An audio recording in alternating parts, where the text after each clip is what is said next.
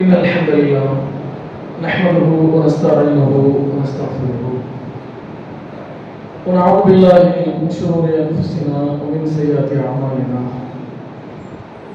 من يهده الله فلا مضل له ومن يضلل فلا هادي له وأشهد أن لا إله إلا الله وحده لا شريك له وأشهد أن محمدا عبده ورسوله يا أيها الناس اتقوا ربكم الذي خلقكم من نفس واحدة وخلق منها زوجها وبث منهما رجالا كثيرا ونساء واتقوا الله الذي تساءلون به والأرحام إن الله كان عليكم رقيبا يا أيها الذين آمنوا اتقوا الله حق تقاته ولا تموتن إلا وأنتم مسلمون يا أيها الذين آمنوا اتقوا الله وقولوا قولا سديدا يصلح لكم أعمالكم ويغفر لكم ذنوبكم ومن يطع الله ورسوله فقد فاز فوزا عظيما رب اشرح لي صدري ويسر لي أمري واحلل عقدة من لساني يفقهوا قولي ربي زدني علما وقال رسول الله صلى الله عليه وسلم إن أصدق الحديث كتاب الله وأحسن الهدي هدي محمد صلى الله عليه وسلم وشر الأمور محدثاتها وكل محدثة بدعة وكل بدعة ضلالة وكل ضلالة في النار. வார்த்தைகளில் மிக உண்மையானது அல்லாஹ்வுடைய வேதமான திருமறை குர்ஆன் என்றும் வழிகாட்டுதல்களில் மிக சிறந்த வழிகாட்டுதல் அல்லாஹ்வுடைய தூதரான நபிகள் பெருமானார் ஸல்லல்லாஹு அலைஹி வஸல்லம் அவர்களுடைய வழிகாட்டுதல் என்றும் காரியங்களில் மிக மோசமானது தீயது மார்க்கம் என்ற பெயரால் புதிதாக உருவாக்குபவை என்றும் அவ்வாறு உருவாக்குபவை அனைத்தும் பிதஅத் என்றும் அந்த பிதஅத்துகள் அனைத்தும் வழிகேடு என்றும் அந்த வழிகேடுகள் நாளை மறுமை நாளில் நம்மை நரகத்திற்கு அழைத்து செல்லும் என்றும் நபிகள் பெருமானார் ஸல்லல்லாஹு அலைஹி வஸல்லம் அவர்கள் தமது ஒவ்வொரு உரையின் போதும் நமக்கு அச்சமூட்டி எச்சரிக்கை செய்திருக்கிறார்கள். அதை இந்த ஜும்மாவுடைய தினத்தில் தங்களுக்கு நினைவுபடுத்தியவர்களாக இந்த ஜும்மாவுடைய உரையை கொண்டிருக்கிறேன்.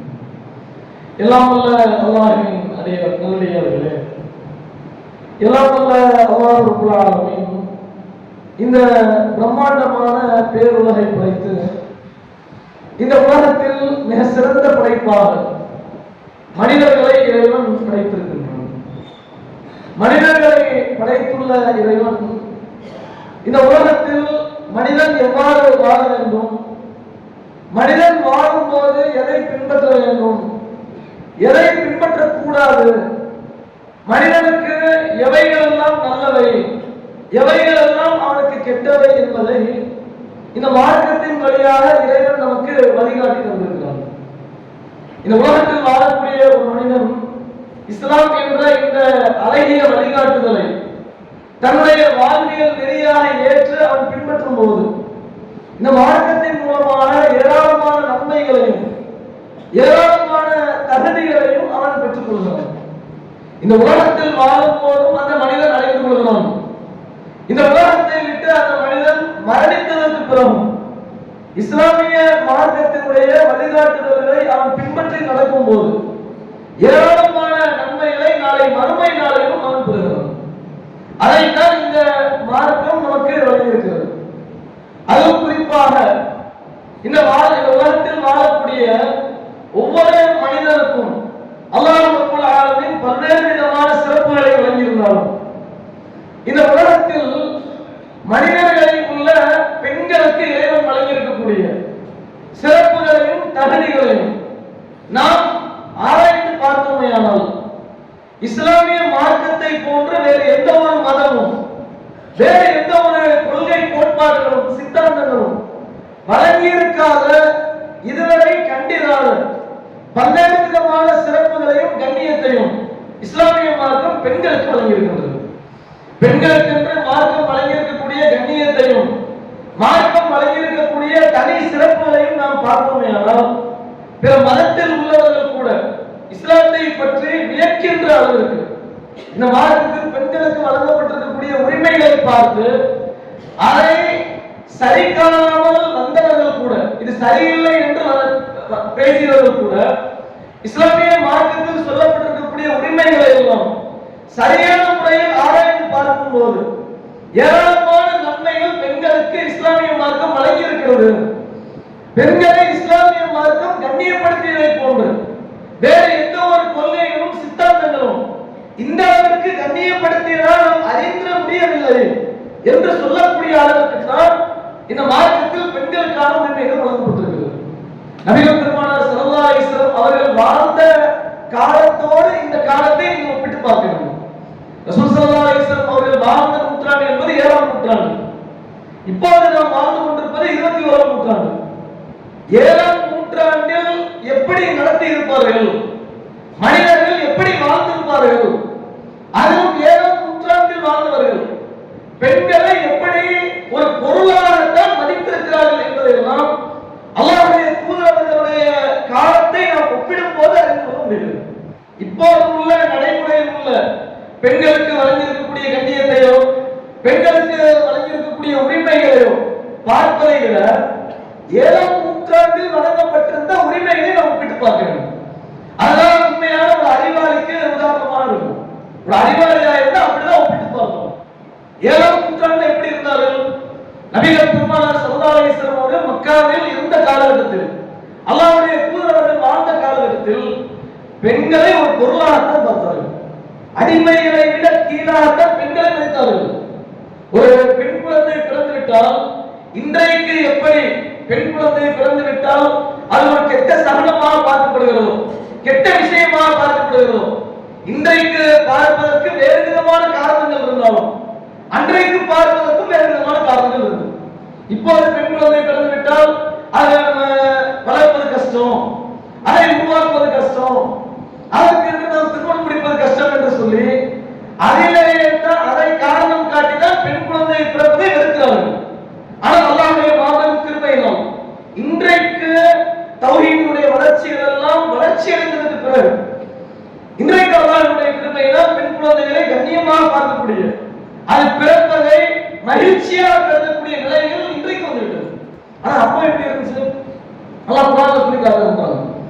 அல்லாஹ் திருமறை குர்ஆன்ல ஒரு இடத்தில் சொல்லும்போது வைதா புஷ்ஷிர அஹதுஹும் பில் உன்ஸா, அந்த காலத்தில் வாழ்ந்த மக்கள் எப்படி அவர்களுடைய மனநிலை இருந்தது என்பதை அல்லாஹ் சொல்லி காட்டுகிறான்.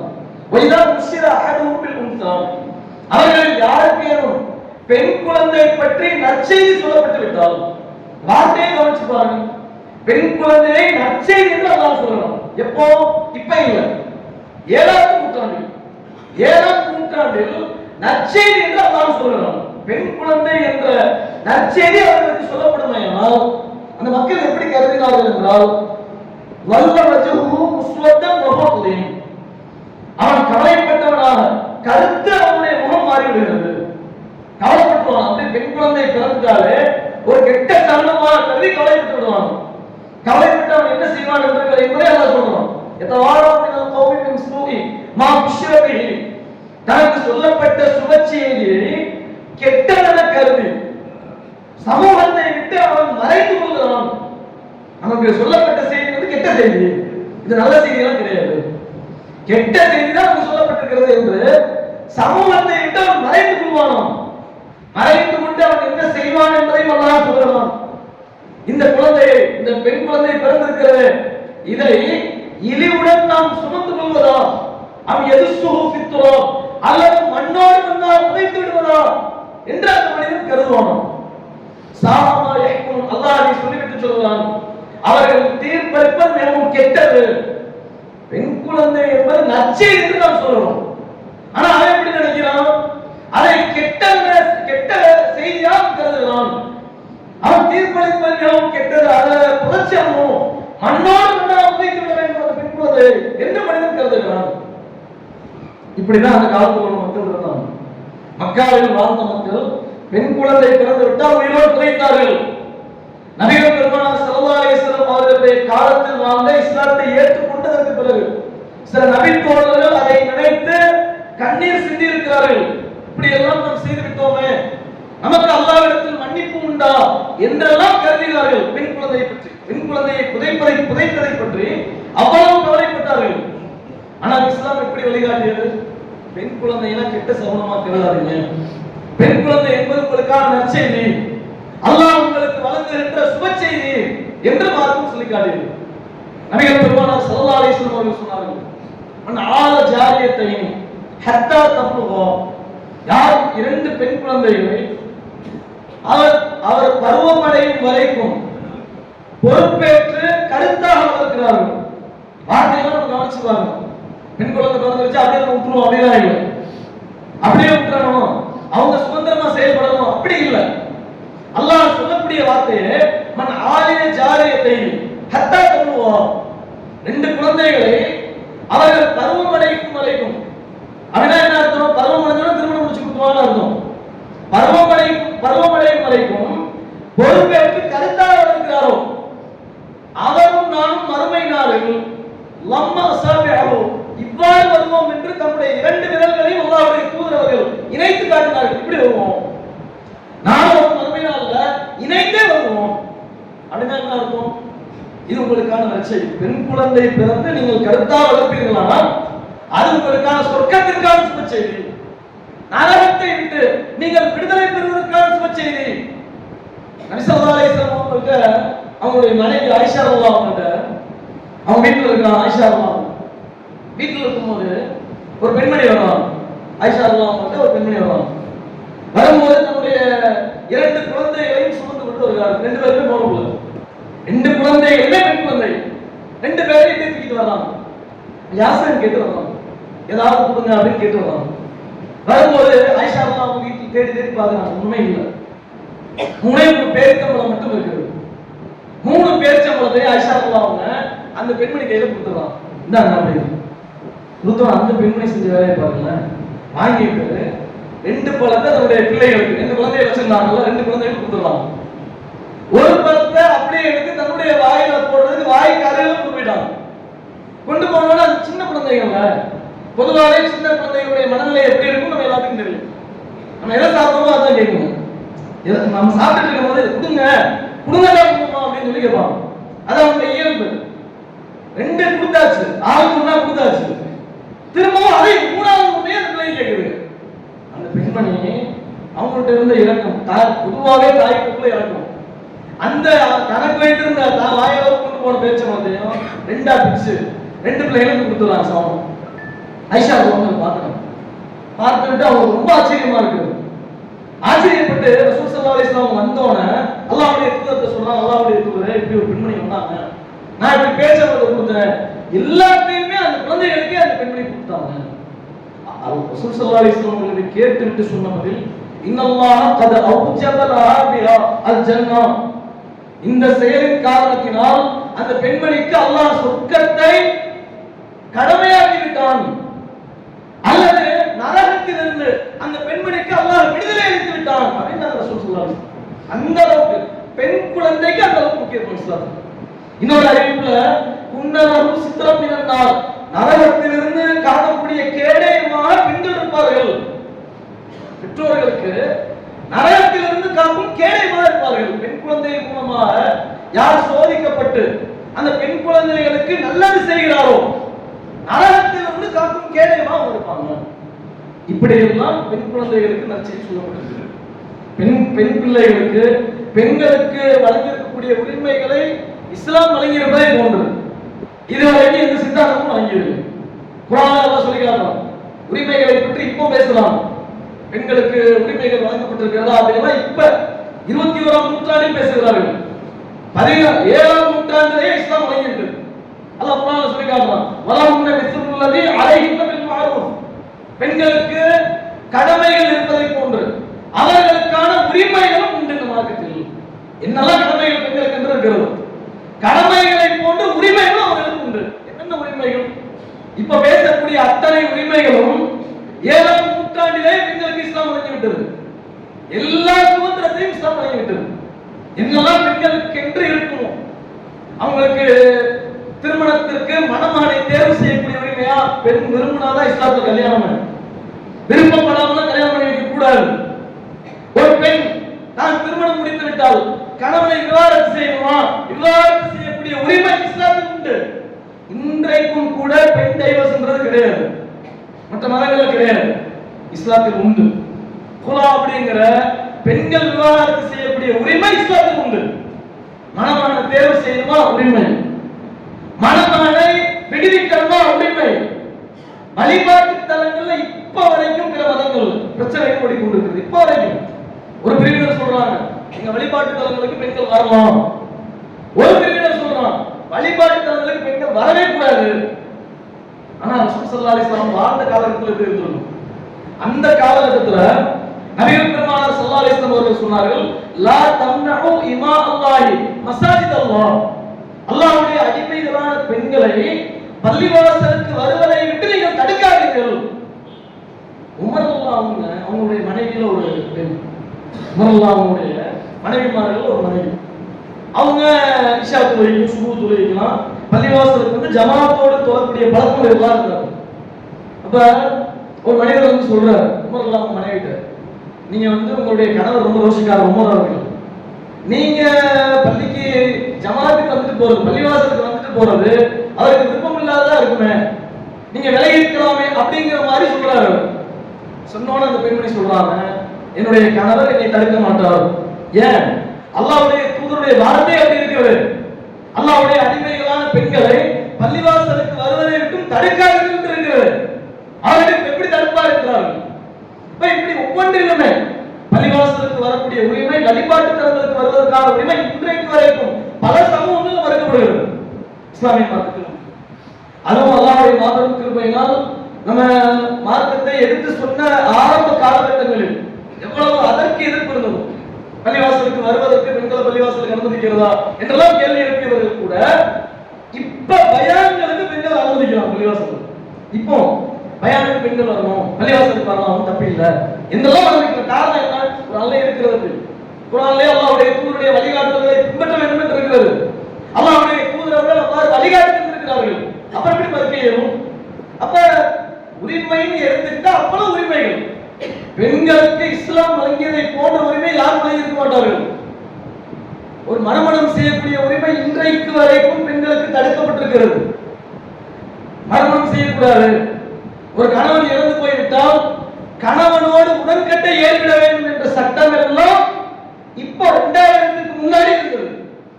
1987 ராஜஸ்தான் மாநிலத்தில் ஒரு கிராமத்தில் ராஜபுத்திர இனத்தை சேர்ந்த ஒருவர் மானசிங் அப்படிங்கிறவர், அவர் இறந்து போயிடுவார். இறந்து போனா அவருடைய மனைவி, இளம் வயது மனைவி, 18-19 வயசு தான் அம்மா இருக்கும். அந்த மாதிரி என்ன பண்றாங்க, உங்க மனைவி மடியில் அவர் கிடக்கிறார். பொதுவா இந்து மத சட்டப்படி 2 விதமாக செய்வாங்க, அடக்கம் பண்ணவும் செய்வாங்க, சில இடங்கள்ல எரியூட்டவும் செய்வாங்க. இவங்க என்ன பண்றாங்க, எரிக்கிறாங்க. ஃபர்ஸ்ட் அவர் மேல தீய பத்த வைக்கிறாங்க. அது அப்படியே பழைய வந்து அவங்க மனைவி மேலே எரிகிறது. என்ன அர்த்தம்? நீயும் அவங்களோட சாகணும்னு அர்த்தம். கணவன் இறந்து விட்டால் மனைவிக்கு இந்த நாட்டில் இந்த ஊரில் வாழக்கூடிய உரிமை இல்லை என்பது சட்டமாக இருந்தது. சதின்னு சொல்லுவாங்க, சட்டத்தின் பேரு சதி, உடன்கட்டை ஏறுன்னு சொல்லுவாங்க. எப்ப தடுக்கப்பட்டது? இப்பதான் 1987 பிறகுதான் அதற்கான சட்டமே ஏற்பட்டது நாட்டில். அது வரைக்கும் உடன்கட்டை ஏறுறது இருந்து கொண்டே இருந்தது. அது மட்டும் இல்ல, ஒரு ஆள் உடன்கட்டை ஏற மறுத்து விட்டார்கள் ஆனால் அவங்க என்ன பண்ணுவாங்கன்னா, அப்படிப்பட்ட விதவை பெண்களை உட்கார சும்மா ஒரு திரையில உட்கார வச்சுருவாங்க. ஒரு கருப்பு திரையில ஒரு சின்ன இடத்துல, அவங்க உட்காரக்கூடிய அளவிற்குள்ள இடத்துல தனி இடத்துல உட்கார வச்சுருவாங்க. உட்கார வச்சு அங்கேயே உட்கார்ந்து இருக்கணும், தரையிலே அமர்ந்திருக்க வேண்டும். எப்படி அமர்ந்திருக்கணும்? காலை இப்படி முட்டி காலை வந்து இப்படி வச்சு தன்னுடைய நெஞ்சு பகுதி வரை கொண்டு வந்து இப்படி வச்சு குத்த வச்ச மாதிரி உட்கார்ந்துருக்கணும். எது வரைக்கும்? 24 மணி நேரம் அப்படியே உட்கார்ந்துருக்கணும். சாப்பிடணுமா? கொஞ்சம் உப்பில்லாத சாப்பாடு தான் நீங்க சாப்பிடணும். வெள்ளை சேலை தான் அணியணும். எந்த காரணத்தை முன்னிட்டு எந்த நல்லதுக்கு கெட்டதுக்கு நீங்க போகக்கூடாது. அப்படியே வாழ்ந்து அதிலேயே நீங்க சாகணும். இப்படி எல்லாம் இருந்த நாட்டில் இப்ப என்ன பண்றாங்க இவர்கள் எல்லாம்? என்ன பண்றாங்க? இது இஸ்லாத்துல வந்து பெண்ணடிமைத்தனம் நிறைந்து இருக்கிறது. இஸ்லாத்தில் பெண்களுக்கான உரிமைகள் எல்லாம் மறுக்கப்படுகிறது. நாட்டிலே மறுக்கப்பட்டது. இந்தியாவிலே உடன்கட்டை ஏறுதல்ன்றது இப்ப வரைக்கும் இருந்துச்சு. இப்பயும் சில ஊர்கள்ல தெரியாம கூட நடக்கும், நமக்கு தெரியாது. கணவன் இறந்து விட்டால் மனைவி வாழ்வதற்கான உரிமை கிடையாது. இஸ்லாத்துல அப்படியா? ஒரு பெண்மணி தன்னுடைய கணவனை பிடிக்காவிட்டால் கூட இஸ்லாத்தில் அவரை புலா செய்யக்கூடிய, விவாகரத்து செய்யக்கூடிய உரிமை இஸ்லாத்தில் மட்டுமே உண்டு. எப்படிப்பட்ட ஒரு உரிமை இது? தலாக்கை பற்றி பேசக்கூடியவர்கள், ஆண் விவாகரத்து செய்வதை பற்றி பேசக்கூடியவர்கள் ஒரு காலத்திலையும் புலா அப்படிங்கிற சட்டத்தை பற்றி பேசவே மாட்டாங்க. அது எந்த அளவுக்கு இஸ்லாமிய மார்க்கத்துல பெண்களுக்கான உரிமையை வழங்கி இருக்கிறது அப்படிங்கறத பத்தி பேச மாட்டாங்க. ரசூல் ஸல்லல்லாஹு அலைஹி வஸல்லம் காலத்தில் ஒரு பெண்மணி வந்து சொல்றாங்க, ஷம்மாஷ் அப்படிங்கிற பெண்மணி ரசூலுல்லாஹ் வந்து சொல்றாங்க, அல்லாஹ்வுடைய தூதரே, என்னுடைய கணவர் தாவீத் பின் கைஸ் அவர்கள், அவரிடத்தில் அவருடைய குணத்தையோ அவருடைய மார்க்க பற்றியோ நான் குறை சொல்லவில்லை. அவர் சிறப்பாக நடக்கிறார் அல்ல. ஆனாலும் வலாக்கின்னி அக்ரஹுல் குஃப்ர பில் இஸ்லாம், இஸ்லாத்தில் இருந்து கொண்டே இறை நிராகரிப்பிற்கு நான் சென்று விடுவேனோ என்று நான் பயப்படுறேன். அதனால அல்லாஹ்வுடைய தூதரே, அவர்கிட்ட இருந்து எனக்கு விவாதம் வாங்கினாங்க. ஷம்மாஸ் வந்து சொல்றாங்க, ஆட்சி தலைவர்கள் வந்து சொல்றாங்க, நபி ஸல்லல்லாஹு அலைஹி வஸல்லம் அவங்க எந்த காரணத்தையும் அந்த பெண்மணியை கேட்கல. உடனே தாவீத் அந்த பெண்மணியை சொன்னாங்க, ஏற்கனவே ஒரு மகனை கொடுத்திருக்கிறாரு தோட்டத்தை, அதை திரும்ப தருகிறாயா அப்படின்னு கேட்டாங்க. உடனே பெண்மணி சொன்னாங்க, திரும்ப கொடுத்துருவேன். அப்படியா?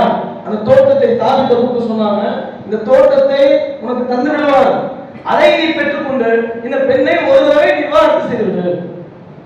இந்த சட்டம் இப்ப இல்ல, 17ஆம் நூற்றாண்டிலேயே இந்த சட்டம் வழங்கப்பட்டு விட்டது, இந்த உரிமை வழங்கப்பட்டு விட்டது. இப்ப வரைக்கும் இந்த உரிமைகள் பல சமூகங்கள் கிடையாது. இஸ்லாத்துல ஆட்சி தலைவர்கிட்ட ஜமாத்துல வந்து ஒரு பெண்மை சொல்வாரையானால் ஆண்கிட்ட கூட காரணம் கேட்பாங்க. தலாக் கொடுதா இருந்தா ஆண்கிட்ட கூட காரணம் கேட்பாங்க, என்ன காரணத்துக்காண்டி தலாக் கொடுறீங்க? பெண்களுக்கு கேட்கக்கூடாது அப்படிங்கிறது எவ்வளவு உன்னதமான ஒரு செயல், எவ்வளவு ஒரு கண்ணியத்திற்குரிய ஒரு செயல், பெண்களுடைய கண்ணியத்தை உயர்த்தக்கூடிய ஒரு செயல். இதையெல்லாம் இஸ்லாமிய மார்க்கம் நமக்கு வழங்கியிருக்கிறது. இதையெல்லாம் கவனத்தில் கொள்ளாமல் இன்றைக்குள்ள சிலர்கள் எப்படியாவது இஸ்லாமிய மார்க்கத்தை பற்றி தப்பும் தவறுமா மக்களுக்கு பிரச்சாரம் செய்யணும். அதுக்கு என்ன பண்றது? இஸ்லாம் பெண்ணடிமைத்தனத்தை போதிக்கிறது. இஸ்லாமா அதனுடைய வளர்ச்சியை பொறுத்துக் கொள்ள முடியாமல், இஸ்லாம் வழங்கி இருக்கக்கூடிய கண்ணியங்களை எல்லாம் பொறுத்துக் கொள்ள முடியாமல் திரும்பவும் ஏற்கனவே இந்த மாதிரியே அவங்க போயிடணும் என்கின்ற ஒரு சிந்தனையோடு பல்வேறு கருத்துக்களை வெளியிடுகிறார்கள். அதுல ஒன்றுதான் இஸ்லாம் பெண்களை அறிமுகப்படுத்துகிறது. அப்படி சொல்லலையே, கல்வி அறிவு இஸ்லாம் வழங்கி இருக்கிறது. ஒரு பெண் கல்வியை கற்றுக்கொள்வதற்கான வாய்ப்பை இஸ்லாமிய மார்க்கம் பெண்களுக்கு வழங்குகிறது. நீ கல்வியை கத்துக்கிற கூடாதுன்னு மார்க்கம் சொல்லல. ஒழுக்கங்களை பேணி, ஒழுக்க விழுமியங்களை பேணி தாராளமாக பெண்கள் கல்வியை கற்றுக்கொள்ளணும். மார்க்கத்தில் எந்த தடையும் இல்லை. அன்னை ஆயிஷா ரலியல்லாஹு அன்ஹா அவர்கள் அதுக்கு மிக சிறந்த முன்னுதாரணம். ஆயிஷா ரலியல்லாஹு அன்ஹா அவர்கள் 2000க்கும் மேற்பட்ட நபிமொழிகளை நம்ம அளவுக்கு கொண்டு வந்து சேர்த்திருக்கிறார்கள். எப்படிப்பட்ட அறிவு மிக்கவர்கள், ஒரு மிக சிறந்த கல்வியாளர். ஆண்களுக்கு அடுத்தபடியாக அதிகமான ஹதீஸ்களை அறிவித்தவர் அன்னை ஆயிஷா ரலியல்லாஹு அன்ஹா. 2000க்கும் மேற்பட்ட ஹதீஸ்களை கல்வி அறிவை நம்ம வரைக்கும் கொண்டு வந்து சேர்த்திருக்கிறார்கள் என்றால் இந்த அறிவு இருந்தால்தான் கொண்டு வந்து சேர்க்க முடியும். அந்த கல்வி கற்பதற்கான உரிமை வழங்கப்பட்டிருந்தாலும் கொண்டு வந்து சேர்க்க முடியும். இப்ப வரைக்கும் நாட்டில் எப்படி எல்லாம் பேசிக் கொண்டிருந்தார்கள். இந்த நூற்றாண்டுல கூட அடுப்பூது பெண்களுக்கு படிப்பதற்கு, பெண்களை பற்றி பேசும்போது ஆவும் பெண்ணாலே அழிவும் பெண்ணாலே, எல்லாத்துக்கும் காரணம் பெண் தான், பெண் புத்தி என்றாலே பெண் புத்தி தான் என்றெல்லாம் சொல்லிக் கொண்டிருந்தார்கள். ஆனா அந்த நூற்றாண்டுல இஸ்லாமிய மார்க்கம் பெண்களுக்கான அனைத்து உரிமைகளையும் வழங்கி, சொத்துரிமை வழங்கப்பட்டிருக்கிறது, பெண்கள் சம்பாதிப்பதற்கான உரிமை உண்டு. சொத்துரிமை பற்றி எல்லாம் இப்ப 2000க்கு பிறகுதான் அதை பற்றி பேசுகிறார்கள். பேசுறதே சட்டம் இயற்றப்பட்டது 2000க்கு பின்னாடி தான் சொத்துரிமை வழங்கப்பட்ட சட்டம். ஆனா இஸ்லாத்தில் 14 நூற்றாண்டுகளுக்கு முன்பாக இஸ்லாத்தில் சொத்துரிமை பெண்களுக்கு வழங்கப்பட்டது. அல்லாஹ் குர்ஆன்ல சொல்லி காட்டுகிறான், லிர்ரிஜாலி நஸீபும் மிம்மா தரக்கல் வாலிதானி வல் அக்ரபூன். பெற்றோரும் உறவினர்களும் விட்டு சென்றதில் ஆண்களுக்கும் பங்கு உண்டு. வலின் நிசாஇ நஸீபும் மிம்மா தரக்கல் வாலிதானி வல் அக்ரபூன். பெற்றோர்களும் உறவினர்களும் விட்டு சென்றதில் பெண்களுக்கும் பங்கு உண்டு. சொல்லிவிட்டு அல்லாஹ் சொல்றான், ரொம்ப அற்புதமான வார்த்தை, மிம்மா கல்லமினோ உகது. அது கொஞ்சமா இருந்தாலும் சரி, அதிகமா இருந்தாலும் சரி. ரொம்ப கம்மியா இருக்கு சொத்து, அப்பையும் அப்படிதான் பிரிக்கணும். ஆண்களுக்கும் பெண்களுக்கும் பிரிக்கணும் சொத்து சமம். அதே மாதிரி என்ன செய்யணும், அதிகமா இருக்கிற சொத்து அப்பையும் சொந்த பிரிக்கணும். ஆண்கள் யார் யாருக்கெல்லாம் என்னென்ன வகைகள் வருவாங்களோ அவங்களுக்கு பிரிக்கணும். பெண்கள்ல தாய்க்கு இவ்வளவு, பெண்கள்ல மனைவிக்கு இவ்வளவு, பெண்கள்ல சகோதரிக்கு இவ்வளவு என்று சொத்துக்கள் சரிசமமா ஒவ்வொரு விகிதாச்சார அடிப்படையிலும் சொத்துரிமை வழங்கப்பட்டது. அப்போ இப்ப வரைக்கும் சொத்துரிமை பேசுறது இப்பதான் சட்டம் இயற்றுவது 2000. அப்ப இஸ்லாமிய மார்க்கத்தை நீங்கள் எடுத்துக்கொண்டால் ஆண்களுக்கு வழங்கப்பட்டிருக்கக்கூடிய கண்ணியம் எப்படி இருக்கு சிறந்ததோ, அதே போன்று பெண்களுக்கும் இஸ்லாமிய மார்க்கம் பல்வேறு கண்ணியங்களை வழங்கியிருக்கு. அமல் செய்யறதுல கூட பாகுபாடு கிடையாது, நற்காரியங்கள் செய்யணும். ஆண்களுக்கு மட்டும் நன்மை, பெண்களுக்கு தான் நன்மை இல்லைன்னு மார்க்கம் சொல்லிருச்சா? தனியாவே அல்லாஹ் ஒரு இடத்துல சொல்லி காட்டுறோம். சூரா சுமர்ல ரொம்ப அழகா சொல்லி காட்டுறோம். இன்னல் முஸ்லிமீன வல் முஸ்லிமாத், முஸ்லிமான ஆண்களுக்கும் பெண்களுக்கும், வல் முஃமினீன வல் முஃமினாத், கட்டுப்பட்டு நடக்கக்கூடிய ஆண்களும் பெண்களும், வல் வஸ்ஸாபிரீன வஸ்ஸாபிராத், பொறுமையை மேற்கொள்ளக்கூடிய ஆண்களும் பெண்களும், வஸ்ஸாதிகீன வஸ்ஸாதிகாத், உண்மை பேசக்கூடிய ஆண்களும் பெண்களும் சேர்த்து அல்லாஹ் சொல்றான். வல் முத்தஸத்திகீன வல் முத்தஸத்திகாத், தர்மம் செய்யக்கூடிய ஆண்களுக்கும் பெண்களுக்கும், வஸ்ஸாயிமீன வஸ்ஸாயிமாத், நோன்பு நோக்கக்கூடிய ஆண்களுக்கும் பெண்களுக்கும், கற்பொழுக்கத்தை பேணி நடக்கக்கூடிய ஆண்களுக்கும் பெண்களுக்கும், அல்லாஹ்வை அதிகம் நினைவு கூறக்கூடிய ஆண்களுக்கும் பெண்களுக்கும், அஅத்தல்லாஹு லஹும் மக்ஃபிரத்தன், அவர்களுக்கு அல்லாஹ் மன்னிப்பையும் மகத்தான கூலியையும் அல்லாஹ் தயார் செய்து வைத்திருக்கிறான். எல்லாத்திலையுமே சமம் தான். இப்ப என்ன பண்றாங்க, சமத்தை பற்றி எல்லாம் இப்போது பேசுகிறார்கள். ஆண் பெண் சமம், பெண்களுக்கான உரிமைகள் எல்லாம் நம்ம கொடுக்கணும். அப்பே கொடுத்தாச்சு. அப்பே இஸ்லாமிய மார்க்கத்தில் பெண்களுக்கான அனைத்து உரிமைகளையும் இஸ்லாம் அழகிய முறையில் வழிகாட்டி இருக்கிறது. அதை நாம் பிற மக்களுக்கு எடுத்து சொல்ல கடமைப்பட்டிருக்கிறோம். இது போன்ற தருணங்களில் எல்லாம் எப்பொழுதெல்லாம் பெண் உரிமையை பற்றிய ஒரு பேச்சு எழுகிறது, அந்த நேரங்களில் எல்லாம் பெண்களுக்கு இஸ்லாம் எந்த அளவுக்கு உரிமைகள் வழங்கி இருக்கிறது, பெண்களை இஸ்லாம் கண்ணியப்படுத்தியதை போன்று வேறு எந்த ஒரு மதமோ சித்தாந்தங்களோ கண்ணியப்படுத்தியதில்லை என்பதை சொல்ல வேண்டிய கடமை பொறுப்பு நமக்கு இருக்கிறது. அதை உணர்ந்து செயல்படக்கூடியவர்களாக அல்லாஹ் ரப்பல் ஆலமீன் அனைவரையும் ஆக்கி அருள் புரிவானாக. வாக்கு தமானாக இருக்கிறார்.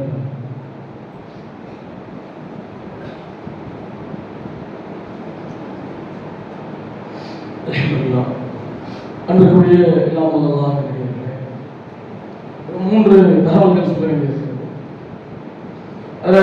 முதல் விஷயம், பெண்களை பொறுத்தவரை அவர்களை நம்ம கூடுதல் கவனத்தோடு அக்கறையோடு அவர்களை பொறுப்பேற்று நம்ம வளர்க்கணும் அப்படிங்கிறது மார்க்கத்தினுடைய வழிகாட்டுதல். பிள்ளைகள் விஷயத்துல ரொம்ப பொறுப்போடு நம்ம நடந்து கொள்ள வேண்டும். ஏதோ படிக்க வைக்கணும், கல்லூரிகளுக்கு அனுப்பணும், அதோட நம்ம விட்டுருவோம் என்று நம்ம யாருமே இருந்திருக்கூடாது. அப்படி நாம் இருப்போமே ஆனால் அதற்கான கடும் விளைவுகளும் நம்ம சந்திப்போம். அது எல்லா காலங்களிலுமே நடக்கிறதா செய்யும். எல்லா நேரங்களிலுமே நம்ம எப்பெல்லாம் கவனமற்று இருக்கிறோமோ அப்போதெல்லாம் நம்முடைய கவனத்தை சரிப்படுத்தக்கூடிய வகையில் பல்வேறு சம்பவங்கள் நடக்கும். அதனால நடக்கும் போது நம்ம கவனத்தை வைக்கணும், நம்ம உஷாரா இருக்கணும்னு இருக்கும். பொதுவாக ஒரு முஃமின் எப்பவுமே உஷாரா இருக்கும். அல்லாஹ் குர்ஆனிலே அதை நமக்கு சொல்லி காட்டணும். அலைக்கும் அன்ஃபுஸக்கும், இறை நம்பிக்கை கொண்டவரை உங்களை நீங்களே பாதுகாத்துக் கொள்ளுங்கள்.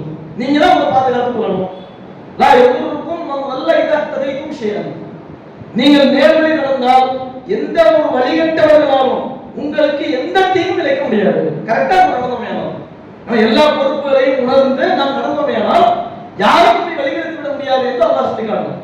அதனால பிள்ளைகள் விஷயத்துல கூடுதல் பொறுப்போடு அக்கறையோடு நாம் நடந்துக்கணும். மற்ற அனைத்து காரியங்களையும் நம்ம செய்வது எல்லாமே இருக்கு.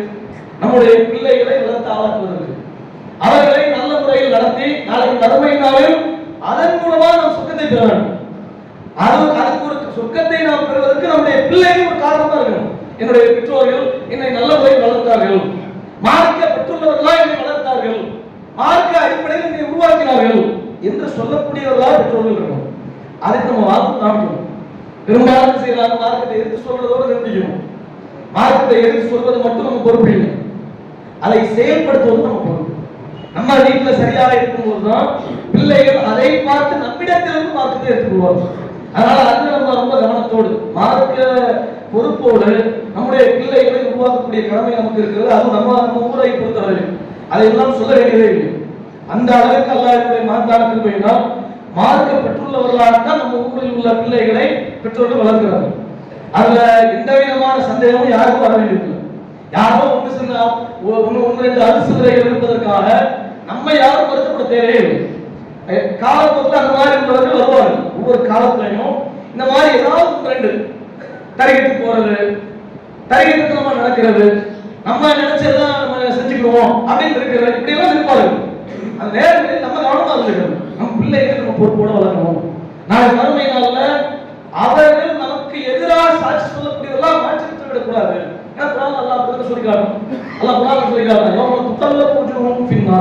நாளை மறுமை நாளில் நரகத்தில் சில மனிதர்கள் புரட்டி எடுக்கப்படுவார்கள். அவர்கள் சொல்வார்கள், யாரைத்தான் எங்களுக்கு ஏற்பட்ட கை சேதமே அத்தானம்மாவும் அத்தான ரசூலுல்லாஹ், நாங்கள் அல்லாஹ்விற்கு கட்டுப்பட்டு இந்த தூதரை பின்பற்றி இருக்க வேண்டாமா? இன்னா அத்தானா சாதத்தனா, நாங்கள் பின்பற்றியதெல்லாம் எங்கள் தலைவர்களுக்கு நாங்கள் கட்டுப்பட்டு விட்டோம். வகுபரானா, எங்களில் வயதில் மூத்தவர்களுக்கு நாங்கள் கட்டுப்பட்டு விட்டோம். வயசுல மூத்தவனா யாரு? பெற்றோர்கள் தானே. பெற்றோர்கள் தான் வருவாங்க. பெற்றோர்கள் வருவாங்க, பெற்றோர்களை பெற்றோர்கள் வருவார்கள்.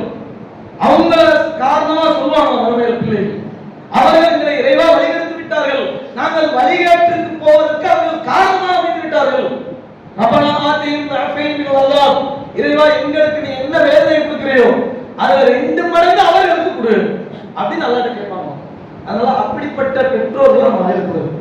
நம்முடைய பிள்ளைகளை நல்லொழுக்கம் உள்ளவர்களாக ஒவ்வொரு நேரத்திலும் நம்முடைய கண்காணிப்பிலேயே அவர்களை கருத்தா வளர்க்கக்கூடியவர்களாக இருக்கணும். அதில் நம்ம கவனம் செலுத்தணும். ஒண்ணு. ரெண்டாவது, பொங்கல் தினம் கொண்டாடலாம். ஒவ்வொரு பகுதியிலையும் பொங்கல் திருநாளை பிற மதத்தை சேர்ந்தவர்கள் அது விவசாயத்தை முன்னிட்டு கொண்டாடப்படக்கூடிய ஒரு திருநாள் என்று சொல்லி பொங்கல் பண்டிகை ஒவ்வொரு பகுதியிலும் கொண்டாடுறாங்க. இதில் முஸ்லிம்களை பொறுத்தவரையில் நமக்கு வணக்கத்திற்குரியவன் அல்லாஹ் ஒருவனை தவிர வேறு யாரும் இல்லை நம்ம நம்பிக்கை கொண்டிருக்கோம். நம்ம நம்பிக்கை என்ன? அல்லாஹ்வை தவிர யாரையும் எதையும் நம்ம வணங்கக்கூடாது. இது இஸ்லாமிய மார்க்கத்தில் நமக்கு சொல்லப்பட்டிருக்கக்கூடிய அறிவுரை, நம்ம ஏற்றிருக்கக்கூடிய நம்பிக்கையுடைய வெளிப்பாடு. ஆனா இன்னைக்கு என்ன பண்றாங்க அப்படின்னா, முஸ்லிம்களே சில பேர் பொங்கல் கொண்டாடிக்கிறோம், அதுலயும் பள்ளிக்கூடங்கள்ல கல்லூரிகள்ல படிக்கக்கூடிய மாணவர்கள்ட்ட இந்த விழிப்புணர்வு ரொம்ப குறைவாக உள்ளது. பொங்கல் கொண்டாடக்கூடாது அப்படின்னா ஏன் கொண்டாடக்கூடாதுன்னா, பொங்கல் கொண்டாடுறதுக்கு அவங்க சொல்லக்கூடிய காரணங்களை நீங்க பார்க்கணும். ஒரு 3 காரணம் சொல்லலாம். பொங்கல் எதுக்காண்டி கொண்டாடுறோம்னா, நம்ம விவசாயம் பார்க்கிறோம், அந்த நிலம் தான் எங்களை காப்பாத்துது, அந்த நிலத்திற்கு நன்றி செலுத்தும் விதமா நிலத்தை நாங்க வணங்குறோம். சூரியனை நாங்க வணங்குறோம். சூரியன் தான் விவசாயத்துக்கு ரொம்ப உதவி செய்யுது. சூரியனை வணங்குறோம். சூரியனுக்கு நன்றி செலுத்தும் விதமா சூரியனுக்கு வணக்கம் புரிகிறோம், மாட்டுக்கு வணக்கம் புரிகிறோம் சொல்லி இந்த 3 மையமாக கொண்டு, மாடு, சூரியன், நிலம், இதை மையமாக கொண்டுதான் பொங்கல் விழாவை கொண்டாடலாம். அதனால ஒரு முஸ்லீமை பொறுத்தவரைக்கு இதுக்கு எல்லாத்துக்கும் எதிரான மாடு நம்ம கடவுள் கிடையாது. மாடுக்கு நன்றி செலுத்தணுன்றதுக்காக மாடை வணங்கக்கூடாது. சூரியனுக்கு நன்றி செலுத்தணுன்றதுக்காக என்ன செய்யக்கூடாது? சூரிய நமஸ்காரம் பண்றாங்க. இது இஸ்லாத்துக்கு எதிரான கொள்கை. அதனால நம்ம பொங்கல் கொண்டாடுறதோ, பொங்கல் கொண்டாட்டங்கள்ல பங்கேற்பதோ, அதை ஆதரிச்சு ஸ்டேட்டஸ் வைக்கிறதோ, இதெல்லாம் முஸ்லீம்கள் முற்றிலுமாக தெரிந்து கொள்ள வேண்டும். நம்ம பண்டிகை அப்படிங்கிறது நமக்கு 2 பெருநாள் தான். ஈதுல் ஃபித்ர், ஈதுல் அல்ஹா, 2 பெருநாள் தான் நமக்கு பண்டிகை தினம் அப்படிங்கிறத நம்ம கவனத்தில் வைத்துக் கொள்ள வேண்டும். முதல்ல இந்த புரிதலை நம்ம ஏற்படுத்திக் கொள்ள வேண்டும். வல்ல ரஹ்மான் நம்ம எதை கேட்டோமோ அதன் அடிப்படையில் நடப்பதற்கு அல்லாஹ் கிருபை செய்வானாக. வாசல் அஸ்ஸலாமு அலைக்கும்.